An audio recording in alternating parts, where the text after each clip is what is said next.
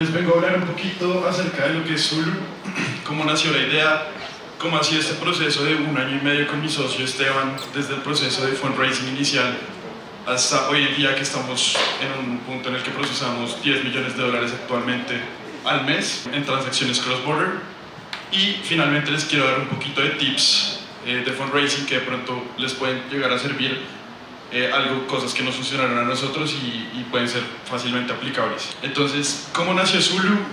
Bueno, nosotros nacimos con una idea de poder democratizar las finanzas para los latinoamericanos. Para los latinoamericanos es muy complicado normalmente acceder a servicios como lo son, por ejemplo, transacciones internacionales, o en la mayoría de países que no son, por ejemplo, a excepción de Perú, no es posible abrir cuentas en dólares. Entonces, esos son como unos de los puntos de dolor que nosotros quisimos resolver, y para esto nos apalancamos de la tecnología cripto, de la tecnología blockchain.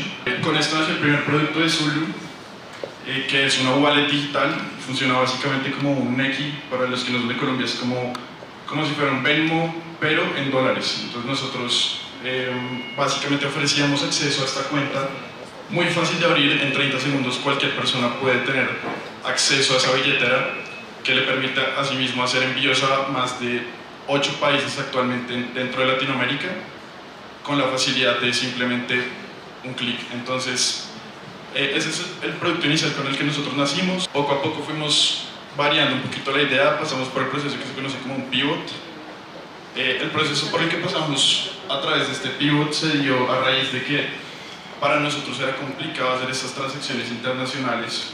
Nosotros levantamos la ronda de 5 millones más o menos hace un año, y se nos complicaba poder bajar esa inversión y capitalizarla para poder cumplir con los gastos de la empresa.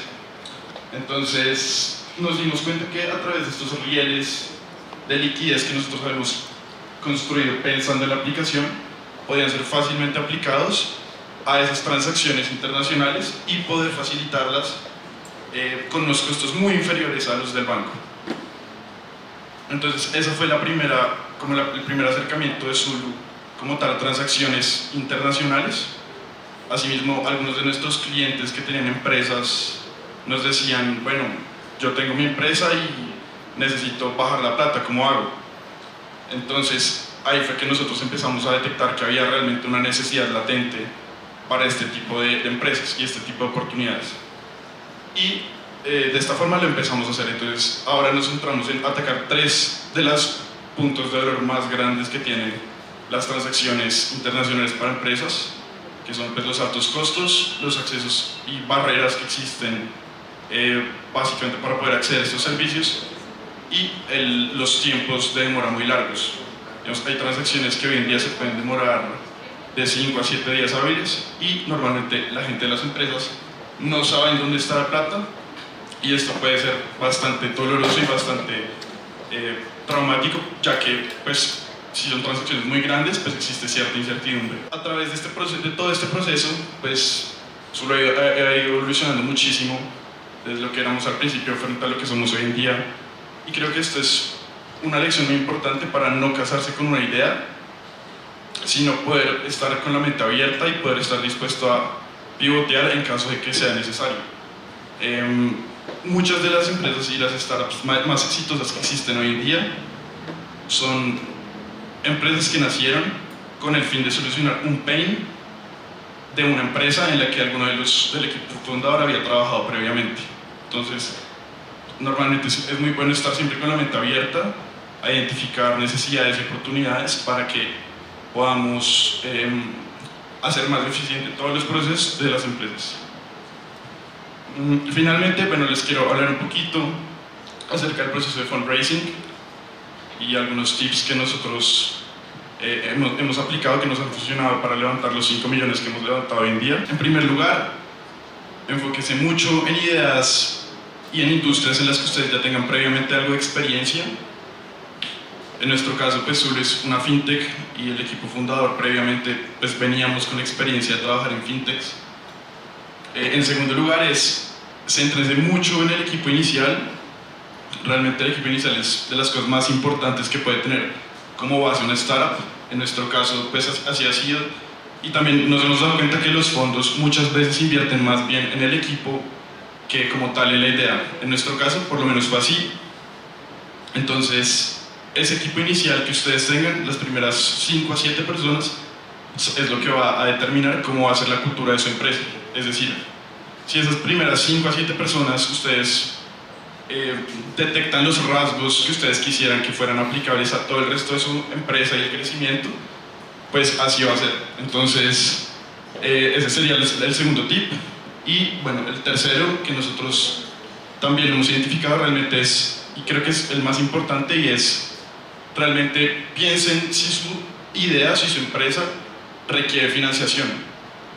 ¿Y qué digo con esto? O sea, normalmente es normal que las startups quieran salir siempre como a levantar la mayor cantidad de plata posible y poder crecer pues infinitamente, pero en muchas ocasiones no es necesario, digamos, pasar por ese proceso de entregar un porcentaje de la compañía para poder alcanzar los objetivos que uno tiene. Entonces, realmente, pues, al momento de levantar, piensen, ¿para qué voy a necesitar esta ronda? ¿Para qué voy a necesitar estos recursos? ¿Qué voy a hacer con estos recursos? ¿En qué time frame los voy a estar gastando? Y de esa forma ya van a llegar con una idea muchísimo más clara al momento de levantar la inversión. Y pues esto también pues, lo detectan mucho los fondos. Y finalmente, otra de las cosas que nos ha funcionado es, creo que hace más o menos un año se dio un poco un shift en la mentalidad de las startups. Bueno, antes era, vamos a salir, vamos a crecer exponencialmente, vamos a quemar plata creciendo exponencialmente, y normalmente el valuation se calculaba a través de cuál iba a ser el lifetime value del usuario a través del tiempo.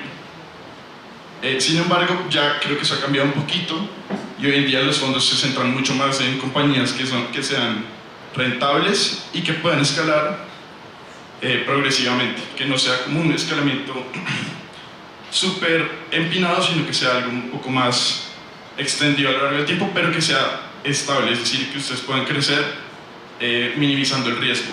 Y creo que esto se ha dado a raíz de pues, lo que todos sabemos que ha pasado con el mercado, que ha estado en altibajos. Entonces, en estos puntos de incertidumbre, lo mejor que pueden hacer es crecer sostenidamente y de una forma más estable. Entonces, sí, creo que eso es todo.